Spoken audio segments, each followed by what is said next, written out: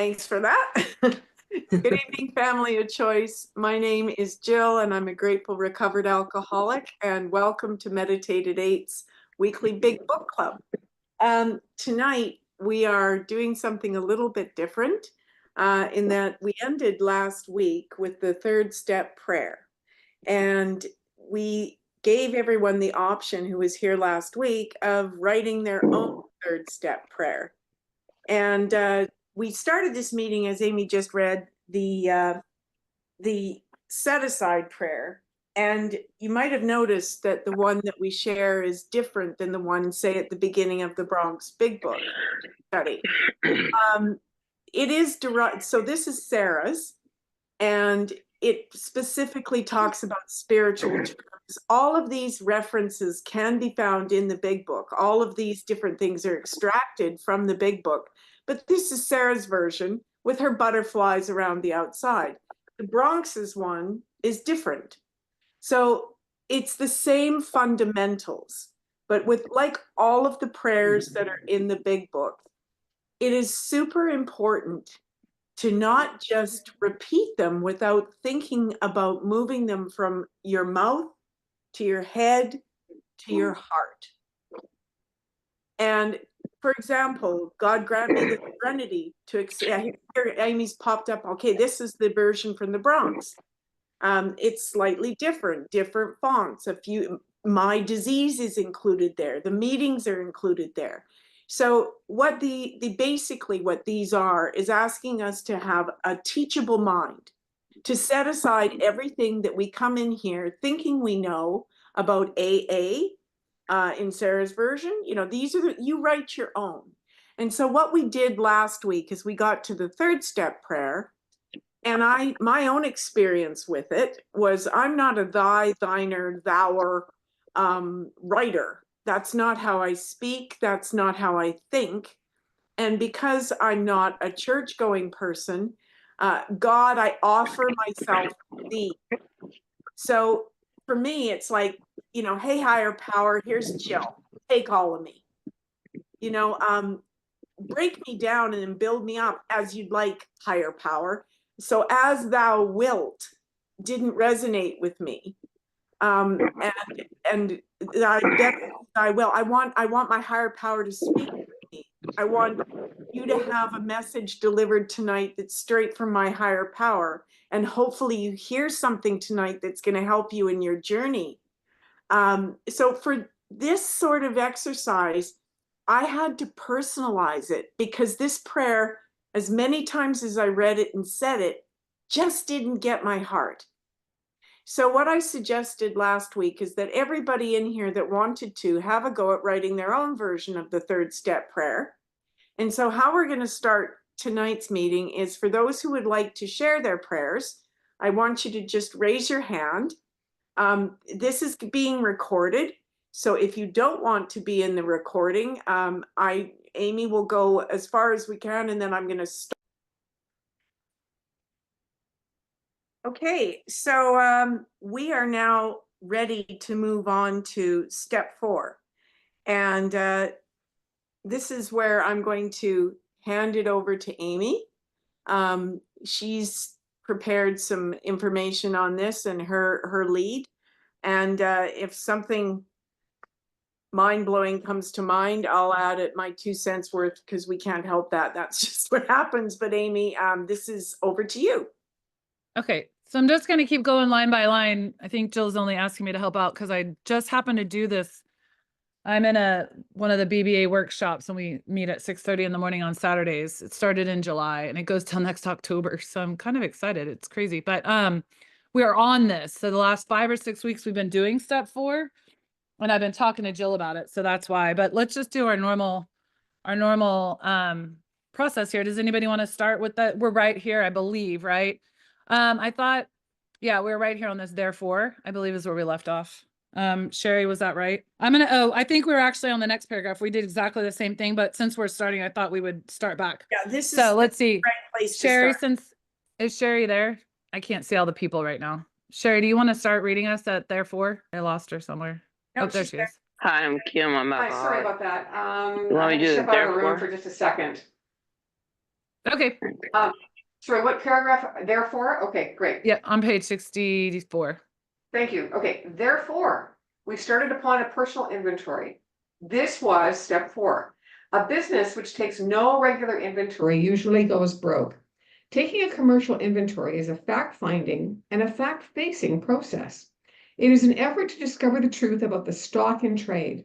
One object is to disclose the damaged or unsaleable goods, to get rid of them promptly and without regret. If the owner of the business is to be successful, he cannot fool himself about values. So I randomly bought the plain language big book that's written by the General Service Office, a tool for reading Alcoholics Anonymous. So I read this part, and so I thought I would read this. So it says, take inventory and responsibility. After we committed to step 3 through prayer, we started a personal house cleaning. We knew that putting ourselves in God's hand was an important first step, but also knew it needed to be followed by action. Our change of heart wouldn't permanently improve our lives unless we also dealt with the beliefs and actions that were harming us. Drinking was just a symptom of a larger disease. We had to understand its causes and conditions. So we started our personal inventories, listing all of the things in our lives that held us back. This was step 4. This step was inspired by the process of inventorying that businesses do. They count and write down every item that their business owns. A business that doesn't do this regularly doesn't understand itself and will go broke. When people take inventory of a store or company, they find out the facts and they face them. They are trying to discover the truth about the stock that is actually on their shelves. It helps business owners find damaged goods that can't be sold to customers and to get rid of them immediately. If a business owner wants to be successful, they cannot fool themselves about what can be sold and what must be thrown away. This is also true for people. We need to understand ourselves. We need to know what is inside us on our shelves and be willing to throw out damaged goods, harmful ideas, and behaviors. So that was the paragraph that they added to this paragraph in this workbook that the General Service Office has put out. And when I was thinking about this, one of the examples I heard was, while you're taking your inventory, if you're coming across things that are stinky about yourself and are not, because this is kind of step 4 does kind of make you start, it doesn't kind of, it makes you start digging into your innermost self and trying to come up with those things that are blocking you from the light of the spirit or for the sunshine of the spirit. So we're digging in, trying to build it, or not to build, sorry, trying to identify those things that are inside of us that are blocking us. And so we were talking about the when you're doing the inventory and you come across like all this rotten food and nasty stuff that's on your shelf that you forgot about, if you think like a grocery store, right? And it's rotting. Well, people don't want to come into your store when it's old and damaged and gross and it stinks, right? So you want to clean all that stuff out so you can welcome that positive energy, welcome that sunlight of the spirit and welcome it. And I heard this other example that I jotted down, and when I was looking in my book, my normal big book, and I noticed, and it was this is such a good example for me because I have to clean my gutters so often.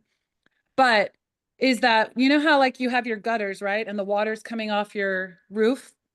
And if your gutters are full and packed, it just goes flying off, right? And it's just the water just goes shooting off the side of your house. And so if you clean the gutters of all that gunk and the leaves and the dirt, right?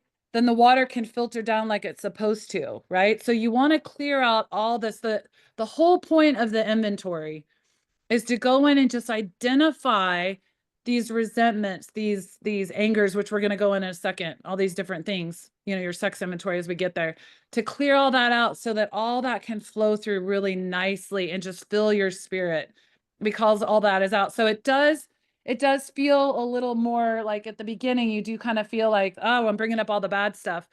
But what we do is we go through and we identify, and then you get to the positive side, right? It'll talk about when we keep going, liabilities versus assets.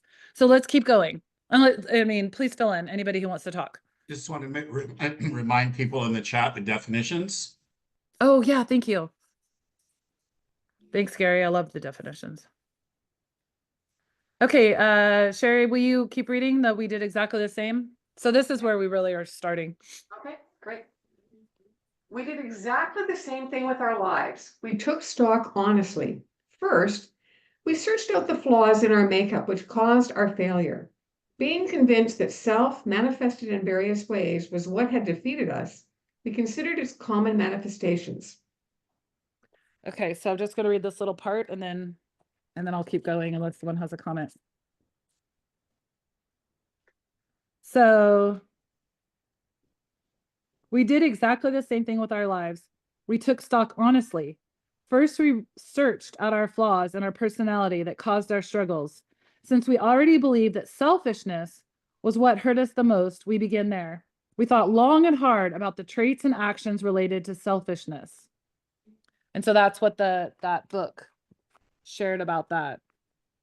So one of the things that I wrote up above in the paragraph before was that to get rid of them promptly without, wait, I didn't jump ahead, did I?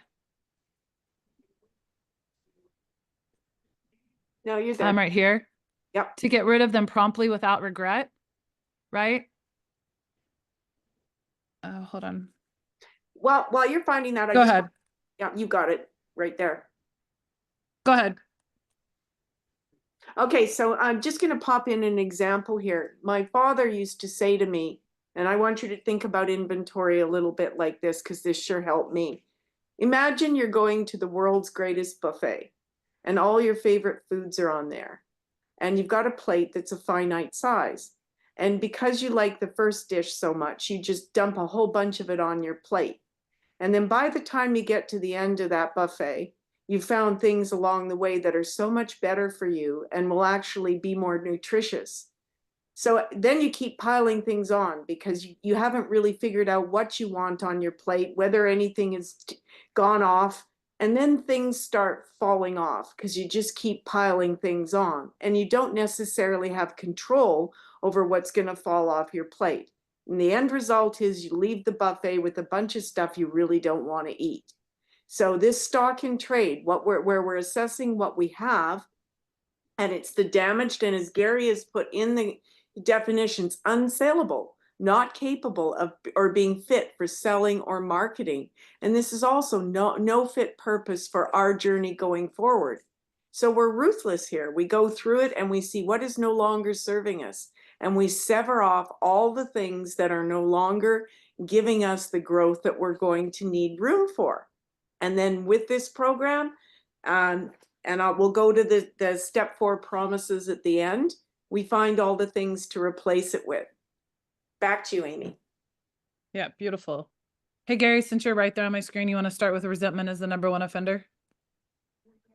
Okay, I guess my definitions will be delayed then since I'm Oh, reading. no. Yeah, Gary, no. You wanted me to it's let someone okay. else It's read okay. it? Okay. Gary, Okay. alcoholic. Resentment is the #1 offender. It destroys more alcoholics than anything else.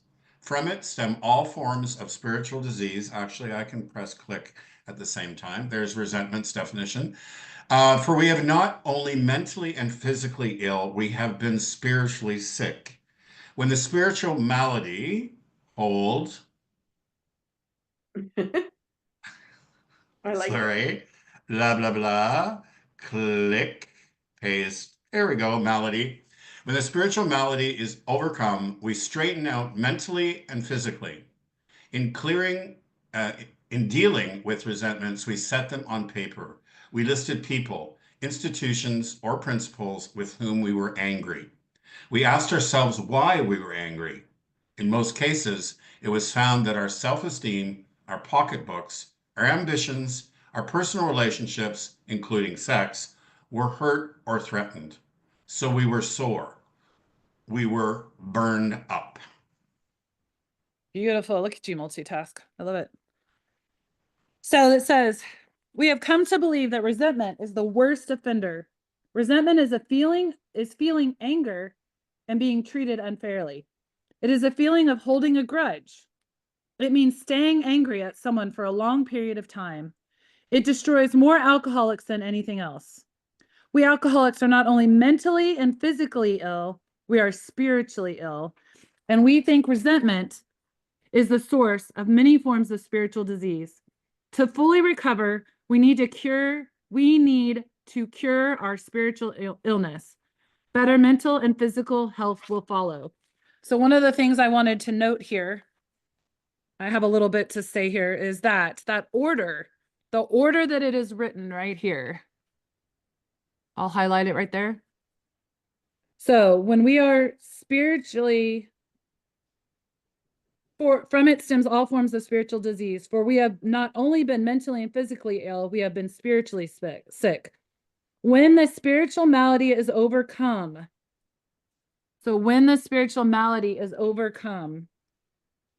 we straighten out mentally and physically.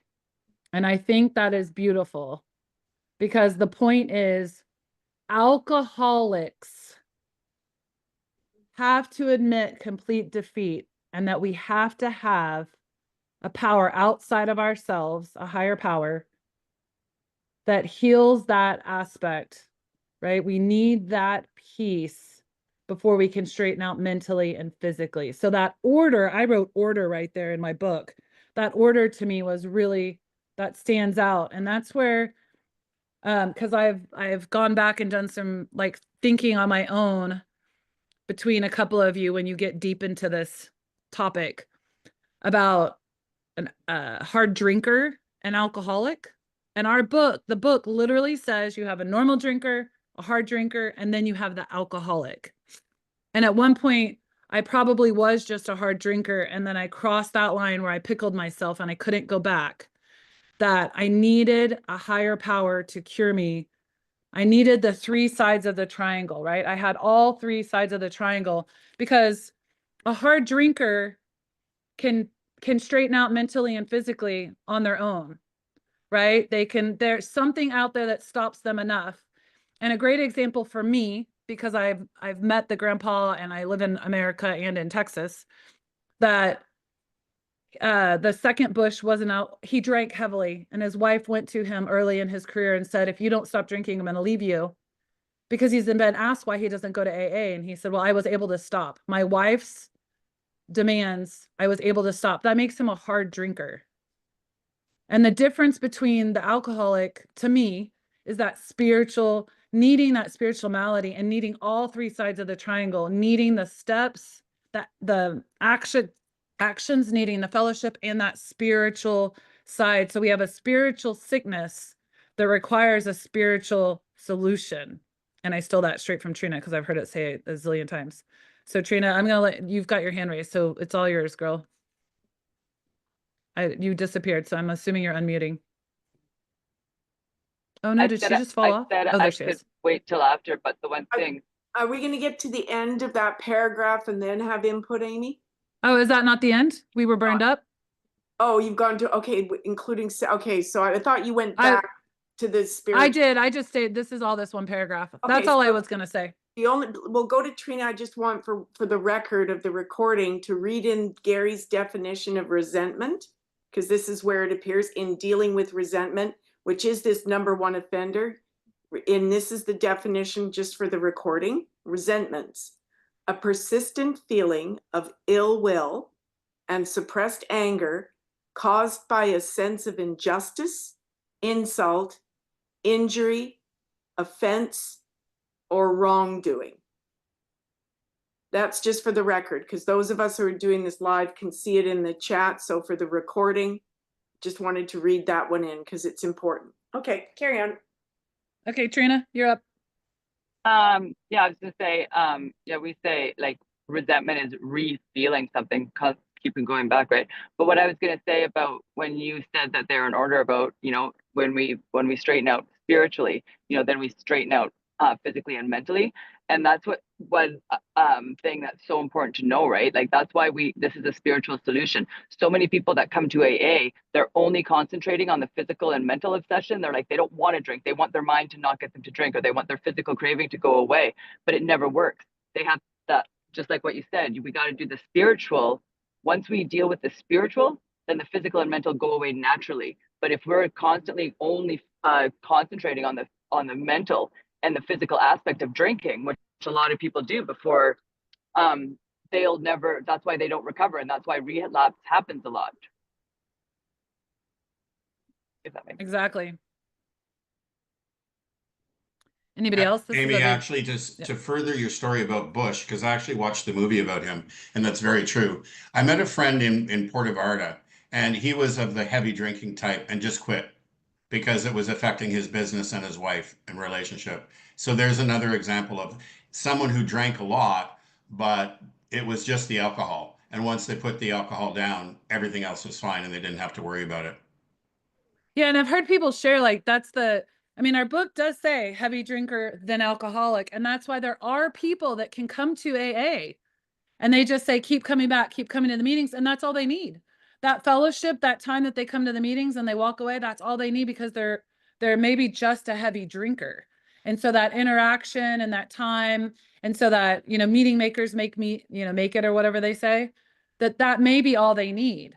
But that's different than a full-blown alcoholic that this is defining here, you know, that Bill really is writing to in our book. This book is written to an alcoholic. And that's, you know, kind of the difference. Kim, I see your hand.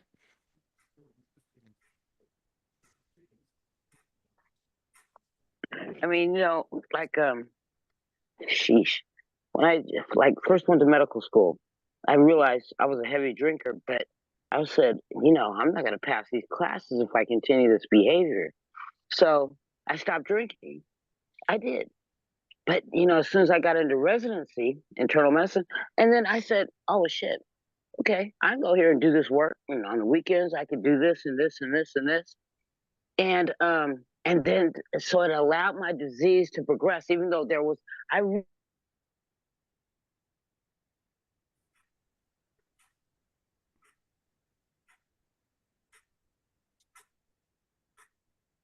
Okay, I see other people. Is Kim frozen for a second? Yeah. Okay, anybody else? Oh, there she is. Kim, you're back. yeah, I You went talked over about this you were edge. when you were in your residency. Yeah, I mean, I stopped because I went to a treatment program because from medical school, I was cool, and then went to residency, and it got out of hand. But I could still stop. I stopped for 10 years after that. And then after I went into private practice and all that good stuff, 15 years it took me. There was that point that said, boom, it went to alcoholism, and it was over. It's a spiritual malady at this point. And it's real. That's real talk. Thank you. And Amy, a really simple definition of a heavy drinker is, you know, given sufficient consequence, they can stop on their own. An Oh, I like that. alcoholic cannot, no human power can help an alcoholic. It has to have a spiritual solution. I think there's True. also I like that. something to mention here about white knuckling it. There's a difference, because if you do it just out of bloody mindedness, well, I'm not going to drink. Remember, the book also has the example of the man who decides that he's going to stop drinking until he retires. And then 3 years after or a very short time after he's retired, he goes back to full blown heavy drinking, and he passes from being a cucumber to a pickle. Yeah. And once you've pickled yourself, there's no going back to being a cucumber. So it's a warning to not be complacent, that just because you've white knuckled and stopped out of bloody mindedness, that is also the hard drinker in absentia now waiting to become the alcoholic. So I guess what I found with all these definitions and debates over whether I'm a hard drinker, whether I'm an alcoholic or whatever, I know in my heart of heart, I don't drink like normal people. I too did not drink through law school and my career. But the second I got the opportunity to let my guard down, it was off to the races. And then I stopped again when I needed to accomplish something. And then finally, for me, it was like a switch went off and I no longer had a choice in the matter. I was truly pickled and I needed it. I Yeah. obsessed over Yes. it. That for me was the difference. Yes. And Yeah, it's yeah, really absolutely. important to know too that alcoholics, we can stop. We just can't stay stopped. And if Oh, people, very good point. That's a very yeah, good. the stopping's fine. It's the staying stopped. And what like Joe Hawken, those people, how you can also see or know if you are stopped, like what Adam says too, when an alcoholic stops drinking, the outsides get better, the insides get worse. So a dry drunk is defined. Uh-oh. Elements are the definition of what happens when an alcoholic is drinking and does not have a spiritual You know, they're prey to misery, depression, they can't keep a job, they have a trouble with personal relationships. All those bedevilments come out if they don't have a spiritual awakening. Okay, we got some But hands let up. me tell you this. Okay. I see. Hold on. I As see. a physician, I'm giving. I'm giving to my patients. I'm doing this. I'm doing that. I'm doing this. So now I am giving away this thing. But then what happens is I have to give more and more and more and more and more away till I lose myself. And then that's when the alcohol had a chance to take over, because it's like I'm burnt out now. So anyway, I'm done. No, exactly. Let us Great. fill I you think up, I saw Kim. Karen. Karen's hand is raised, and then Gary. Now I'm hearable, right? You can hear me? I hear you, Karen. I hear Okay. you. I'm like you. I don't see faces. Mhm. I was just going to say that the first time that I decided to stop, I was pregnant at the time. I didn't want to be, drugging it and drinking it and what have you. And I did. I stopped. And why the reason I bring that up, and then also then she's born, and now I don't know, I just went to church. I think I've shared there was 18 years without any drugs or alcohol in my body. And then one day I did, I picked it up again, just like that. And so I thought I would stop, just like I did the other time when I got tired of it. I couldn't do it. And I couldn't figure out why I couldn't do it. Because I thought, what?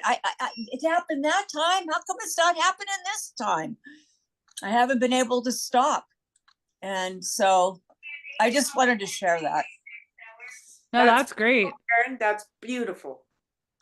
Gary?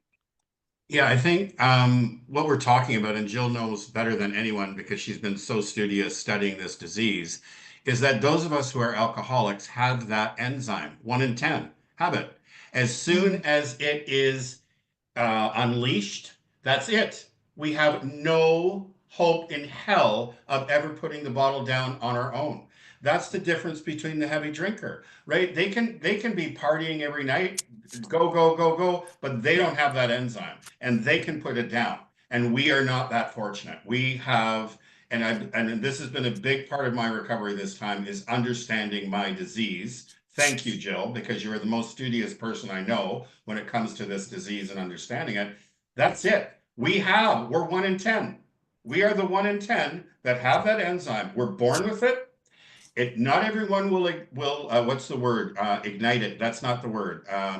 Not everyone will. Yeah. They won't, maybe they'll never pick up alcohol. Maybe their culture, whatever, they might not, engage it, but we have. And once it's engaged, that's why maybe in the past we were able to put the bottle down. It wasn't engaged yet. And then once we cross that river of denial, whatever, the pickling process, that's it, we're done. Anyway, I just wanted to say that. Thank you. No, that was good. I like the enzyme. That's a great addition. Are we good to move on just a little bit? We've only got 1 minute. Let's just read this last sentence. Oh, Mandy, or hold on, Mandy, 1 second, if you don't mind. Let's read this. I want to read this so that we have a starting point on next week. So on our grudge list, we set opposite each name our injuries. What was our self-esteem, our security, our ambition, our personal or sex relations, which had been interfered with? And so I want to read it in the other book too, really quick. So we have discovered the best way to, oh wait, did I read that? I'm going to read it again if I did. We have discovered that the best way to deal with our resentment is to write them down on paper. We did this ourselves by listing people, groups, or ideas of whom we were angry. And it talks about it over here, like where we were reading a second. We listed people, institutions, and principles. in whom we were angry. We asked ourselves why we were angry, right? That it hurt our self-esteem, our pocketbook, our ambition, our personal relationships were hurt or threatened, right? So it turned out, okay, then we asked ourselves why we felt angry. In most cases, it turned out that we felt angry because our confidence, our bank accounts, our ambitions, our personal relationships, including sexual relationships, were hurt or threatened. That made us feel upset.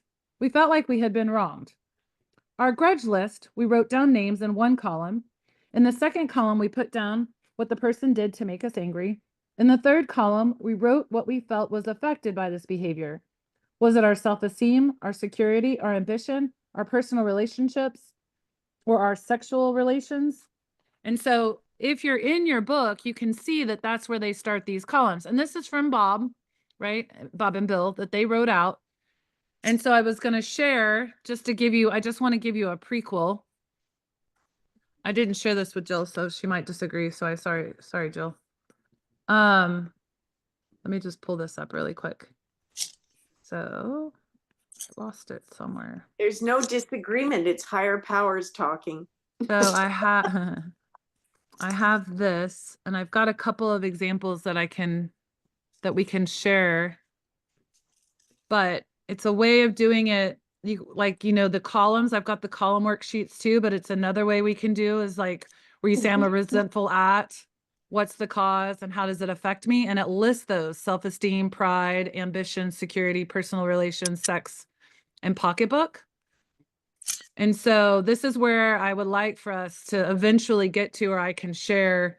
I've got a whole bunch of examples like this, like these. Oops, sorry. And Amy, Anyways. I've probably done it with about 30 people and have done about 200 of those pages if you need help. Oh, yay. Okay. That's my specialty. That's the only thing we were life-changing. going to add to it is we talked about this today, is because we're doing an inventory of not just what is negative, but and how we've been hurt. We're also doing an inventory of our assets. So when we are making a list there of, self-esteem or I'm selfish or character defects, we're actually going to make another column and put down our character assets that counter those. So generosity is the opposite. And so we're going to get into this next week, but the whole point is we're not going to leave you hanging going over all this, because that's what happened to me first time round, is I just ended up doing this stuff and thinking I'm a really bad person. I started visiting a lot of stuff I didn't want to visit. And this process is not like that at all. It's doing a snapshot of where we are at. And then I think this fourth column is going to give us a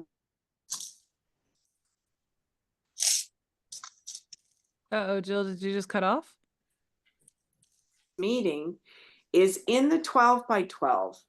And remember that the 12 by 12 was written in 1953. And Bill W. and Dr. Bob, by this time, who founded Alcoholics Anonymous in 1935, had 18 years of collective experience to then write this next book. And it's kind of, I think it needs to be read in conjunction with the big book, because it's like their thoughts on what they'd written 18 years afterwards. And on page number 50 of the 12 by 12, the very first sentence is the promise of doing step 4.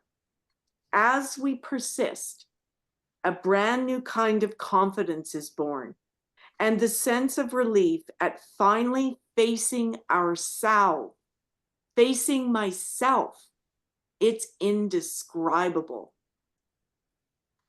We are finally owning every part of us, head, heart, and soul, and getting a window into the people we're going to become as a result of doing this program.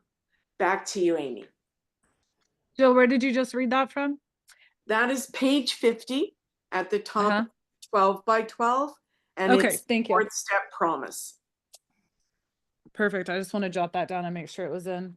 So I'm just kind of setting you guys up of where we're headed. So this isn't for like this week or anything, but these are the worksheets I've had shared with me. So this is kind of more the column aspect, you know, straight out of the book. So we can share these. I don't know. Anyways, I just wanted to kind of give you a visual. I'm a visual person, so I like to see what I'm headed for. So again, remember, we're pulling this. This is nothing. Let me show you one more time. Sorry. Gosh, I'm such a visual person. I apologize. So that's these columns, right? So it's just worksheets to help us. And like Trina and Jill have shared, they've gone through a lot of them. I have not. I've done my own in just one Yeah, sponsee. see, So. and that's the difference between the way the BBA does it and then how they expanded it from the book, just because the columns, right? So just to Instead of just clarify ticking for them. everybody, just so you know what we're doing in here, this still is a big book club. This is not Right. turned into a step club. We're not taking you individually through your own sheets here and doing your step 4 inventory with you. What we're showing you, and we'll elaborate next week, are the different approaches for going through a step 4. And it's meant to be an overview for both sponsors and sponsees so that you know. And then if you wish to go through the actual steps in detail, it's necessary to reach out and connect with a sponsor that does it the way you want to do it. Okay, so just a clarification there. This is still going through the big book as it appears. We're on step 4 and explaining the material. This isn't giving you a bunch of homework that you've got to go home and do right now. This is just showing you an approach. And then if you actually want to do it in detail, Amy's giving us the overview of the approach, and we've got different input of different ideas, but that's no replacement for doing step 4 with the sponsor. Is everyone clear on that? Okay, that's I'm going to where stop the recording, Jill.